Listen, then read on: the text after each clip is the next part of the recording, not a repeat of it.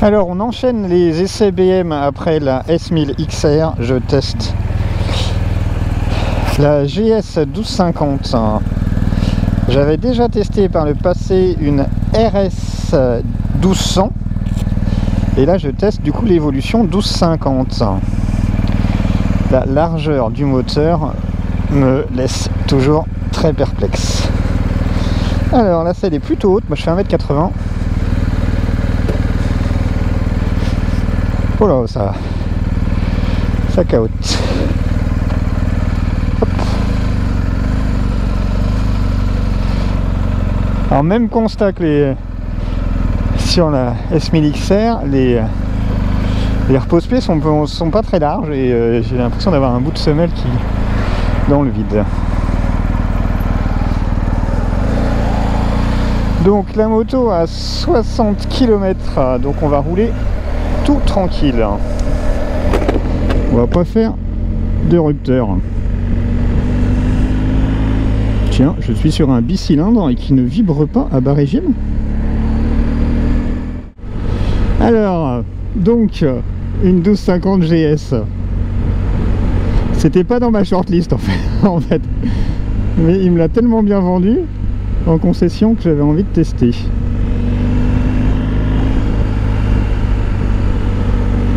Parce que donc la S1000 XR c'est super bien, surtout au-dessus de 6000, mais est-ce que c'est vraiment raisonnable de rouler au-dessus de 6000 ? Et donc comme là on est en rodage, on va tester les bas régimes.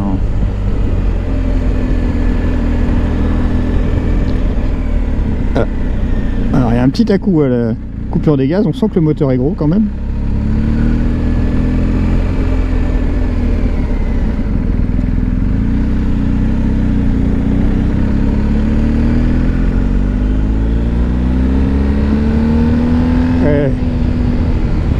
On sent qu'il y a de la cylindrée et que ça pousse.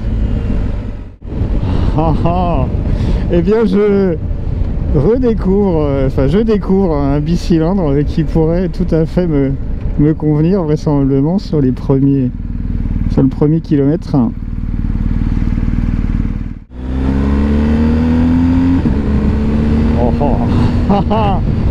C'est assez rigolo de sentir ce gros moteur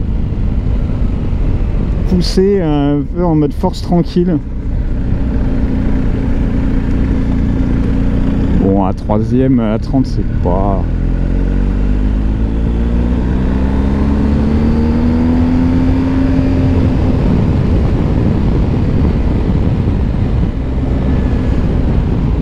Et bah, au guidon, on a... Par rapport au volume qu'elle fait cette moto, et encore je teste pas la GSA avec son gros réservoir de 30 litres, elle est encore plus imposante. Mais pour cruiser loin, voire même s'aventurer hors du bitume, ce que je peux pas faire avec ma traceur, c'est super sympa. Alors ce flat twin est réputé très stable à basse vitesse avec un centre de gravité très bas. Bon, on va tester ça.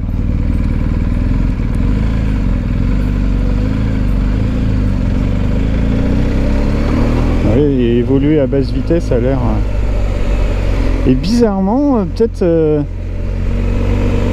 Ou alors c'est que le guidon est plus large par rapport à la S1000 XR que je viens d'essayer, je la trouve plus maniable à changer de direction à faible vitesse. Je trouve que ça se fait plus naturellement.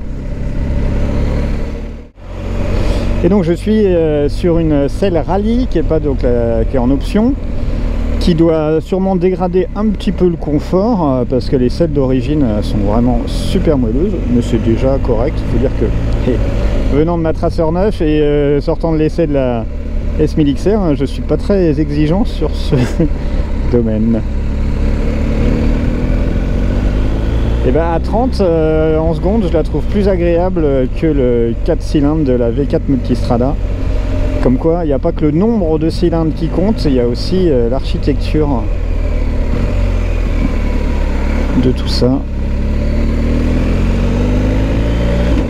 Oula, ouais, le up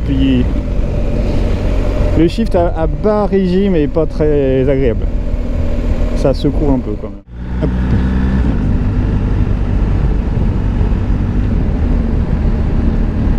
Ouais, bon, ce sera pas comme un 4 cylindres non plus où vous serez en 4e à 50. Mais avec le bon rapport engagé, ça ne cogne pas.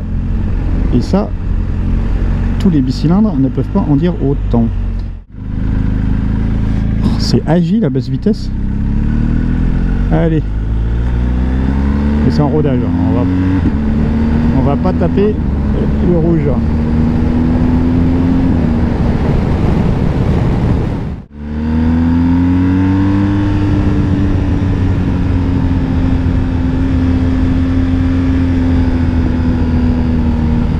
Avec des pneus qui ont 60 km, on fait pas le malin quand même. Ah, shifter up est moins... Il y a quand même de la cour.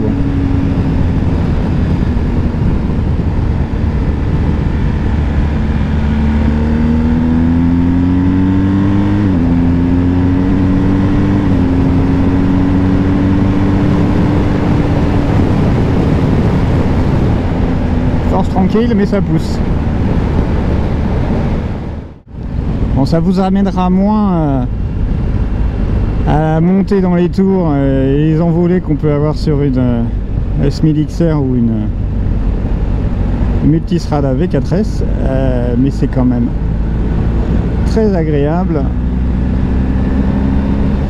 et peut-être beaucoup plus raisonnable.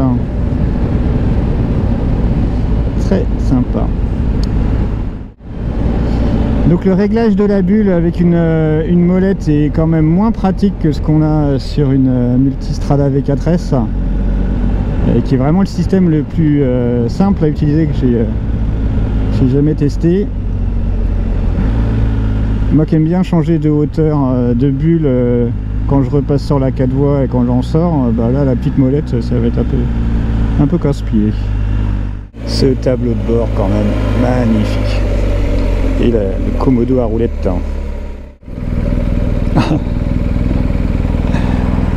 Ah, par contre, la sonorité au point mort est assez impressionnante.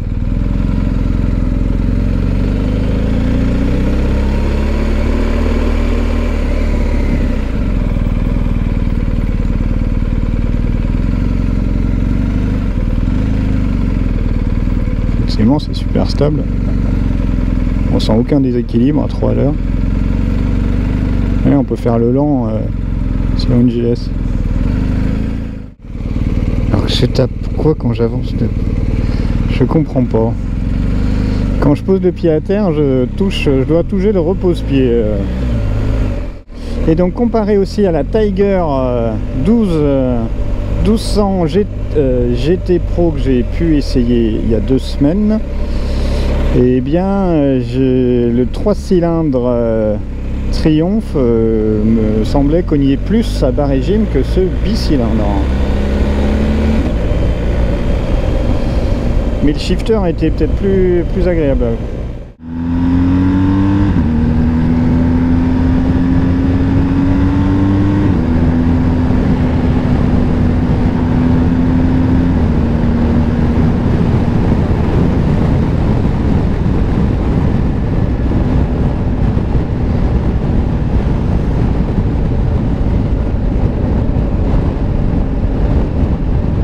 Bon, la 6ème à 80, non, c'est pas...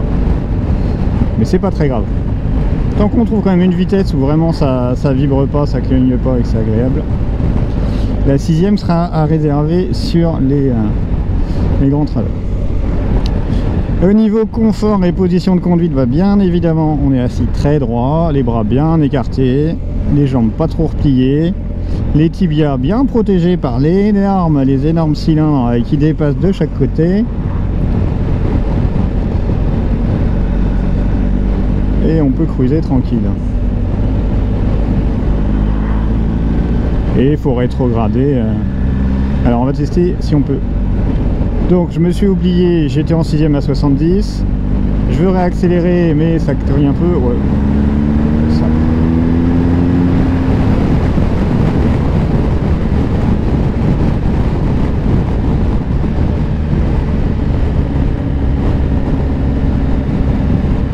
Et ben il est super agréable ce bicylindre en flat.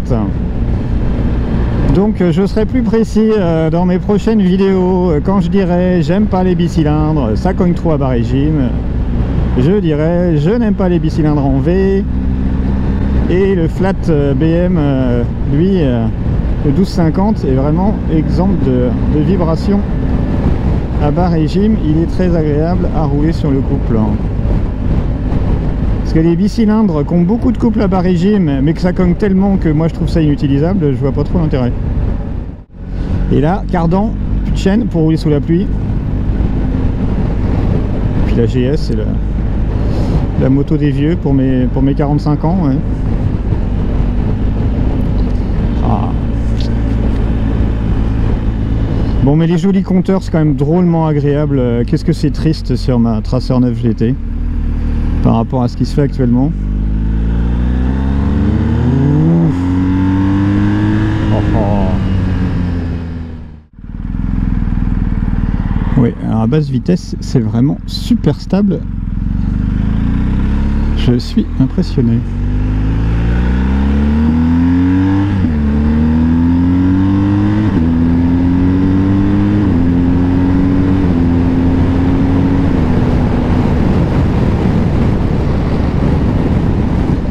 La protection est bonne, mais peut-être pas exceptionnelle non plus. La bulle d'origine est plutôt petite. Ouais, bah une moto très équilibrée, assez bluffée par l'agilité à basse vitesse, ramenée au gabarit et au poids de la moto. Très peu de vibrations à bas régime. Là, la moto était en rodage, les pneus aussi, donc je sais pas dépasser les 6000, mais il y a quand même un potentiel pour cruiser et se faire plaisir.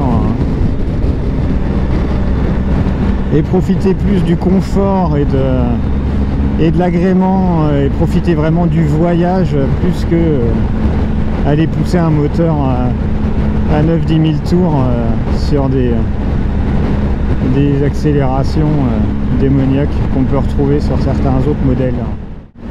Bon, donc vraiment une révélation ce 1250 GS, un gros bi, pour l'instant c'est le seul gros bicylindre qui me convient. C'est vraiment à essayer. Restez pas sur vos préjugés sur le nombre de cylindres et allez tester. Et elle fait pas si grosse que ça une fois qu'on l'a entre les jambes, c'est vraiment particulier.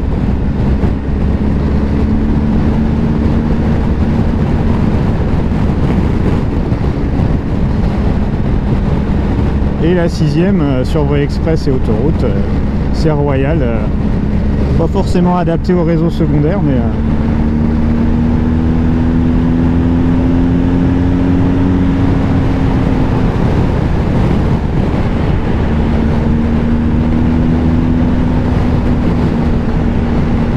ouais, et bah